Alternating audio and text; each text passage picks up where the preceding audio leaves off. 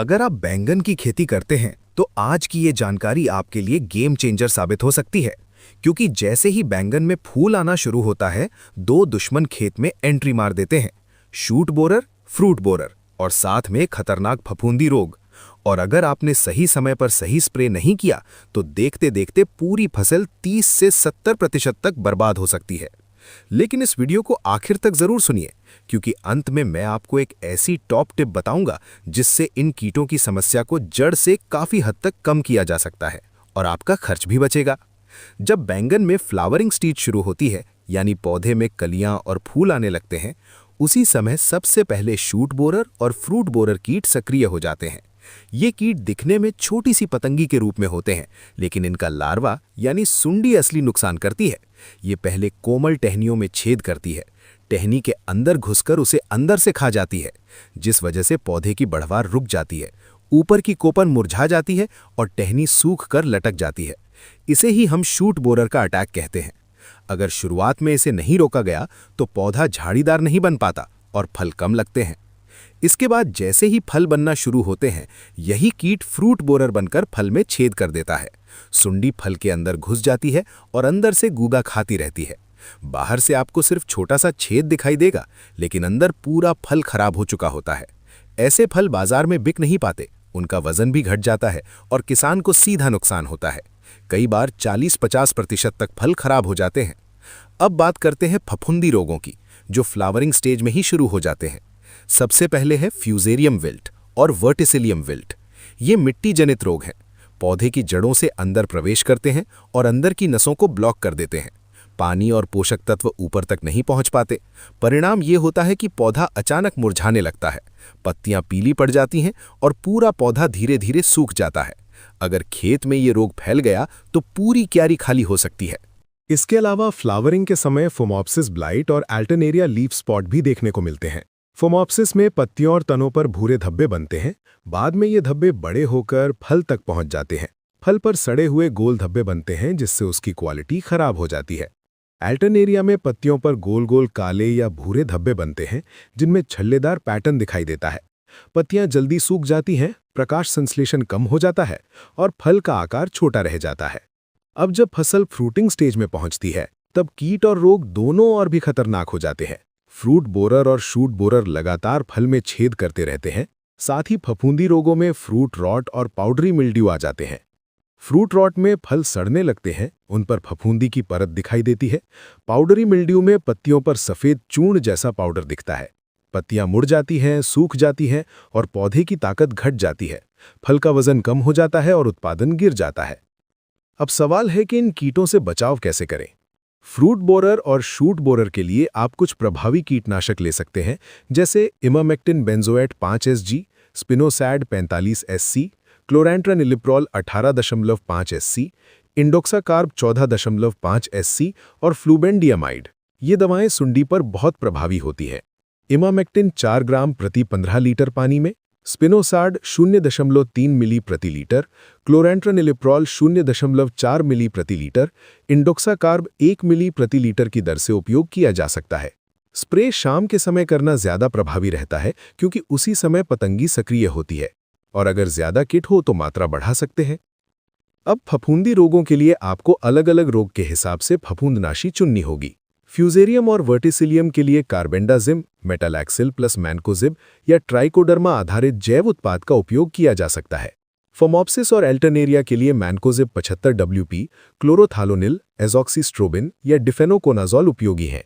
Fruit rot और powdery mildew के लिए हेक्साकोनाजोल, टेबुकोनाजोल, सल्फर 80 WP या पेनकोनाजोल कारगर हैं। सही मात्रा लेबल के अनुसार रखें, आमतौर पर 2 से 2.5 ग्राम या 1 मिली प्रति लीटर की दर से।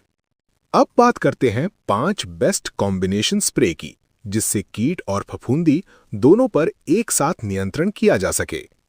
पहला स्प्रे फ्लावरिंग की शुरुआत में करें।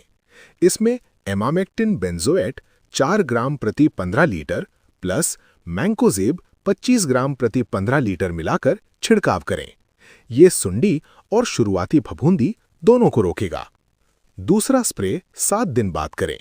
इसमें स्पिनोसैड 0.3 मिली प्रति लीटर प्लस कार्बेंडाजिम 1 ग्राम प्रति लीटर मिलाएं। ये शूट बोरर और विल्ट के शुरुआती लक्षणों पर काम करेगा। तीसरा स्प्रे 8 से 10 दिन बाद करें। इसमें क्लोरेंट्रानिलिप्रोल 0.4 मिली प्रति लीटर प्लस डिफेनोकोनाजोल 0.5 मिली प्रति लीटर मिलाएं। ये फ्रूट बोरर और लीफ स्पॉट पर असरदार रहेगा। चौथा स्प्रे फ्रूटिंग स्टेज में 10 दिन बाद करें। इसमें इंडोक्साकार्ब 1 मिली प्रति लीटर प्लस हेक्साकोनाजोल 1 मिली प्रति लीटर मिलाकर छिड़कें। इससे फल छेदक और पाउडरी मिल्ड्यू कंट्रोल में रहेंगे। पांचवा स्प्रे 10 से 12 दिन बाद करें। इसमें फ्लुबेंडियामाइड 0.3 मिली प्रति लीटर प्लस एजॉक्सीस्ट्रोबिन 1 मिली प्रति लीटर मिलाकर स्प्रे करें। ये आखिरी और मजबूत प्रोटेक्शन देगा, जिससे फल स्वस्थ और बाजार योग्य रहेंगे।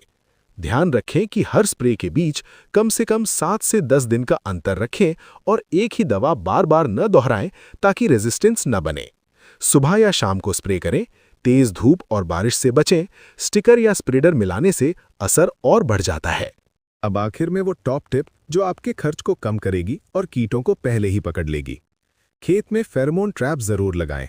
8 से 10 ट्रैप प्रति एकड़ की दर से लगाएं।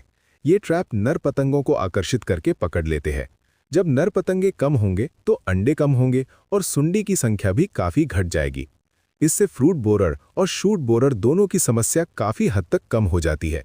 साथ ही खेत की नियमित निगरानी करें, संक्रमित टहनियां और फल तोड़कर नष्ट करें, संतुलित खाद दें और जल निकास अच्छा रखें।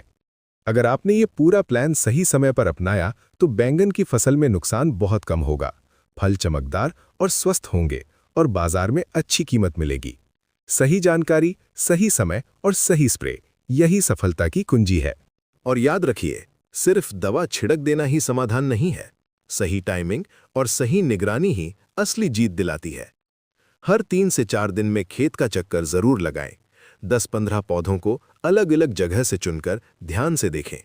अगर 5% से ज्यादा टहनियों में छेद दिखे या फल में छोटा सा भी सुराख नजर आए तो तुरंत स्प्रे प्लान शुरू करें। देरी का मतलब है सीधा नुकसान। साथ ही खेत में साफ सफाई बहुत जरूरी है। जो टहनियां सूखी या मुरझाई दिखें, उन्हें काटकर खेत से बाहर नष्ट कर दें। गिरे हुए और छेद वाले फलों को कभी भी खेत में न छोड़ें, क्योंकि उन्हीं में सुंडी पलती रहती है और दोबारा हमला करती है। हल्की सिंचाई रखें। ज्यादा नमी फफूंदी को बढ़ावा देती है। संतुलित मात्रा में नाइट्रोजन दें। ज्यादा यूरिया देने से कोमल वृद्धि बढ़ती है और कीटों का हमला तेज हो जाता है। और एक बात जो कई किसान नजरअंदाज कर देते हैं, दवाओं को बदल बदल कर इस्तेमाल करें। एक ही केमिकल बार बार डालेंगे तो कीट उसमें आदत बना लेते हैं। इसलिए अलग अलग ग्रुप की दवाएं रोटेशन में लें, तभी लंबी अवधि तक कंट्रोल मिलेगा। अगर आप ये पूरा सिस्टम अपनाते हैं, नियमित निगरानी, सही कॉम्बिनेशन स्प्रे, साफ सफाई और फेरोमोन ट्रैप, तो यकीन मानिए बैंगन की फसल में शूट बोरर, फ्रूट बोरर और फफूंदी रोग आपके नियंत्रण में रहेंगे और पैदावार भी बढ़ेगी, मुनाफा भी।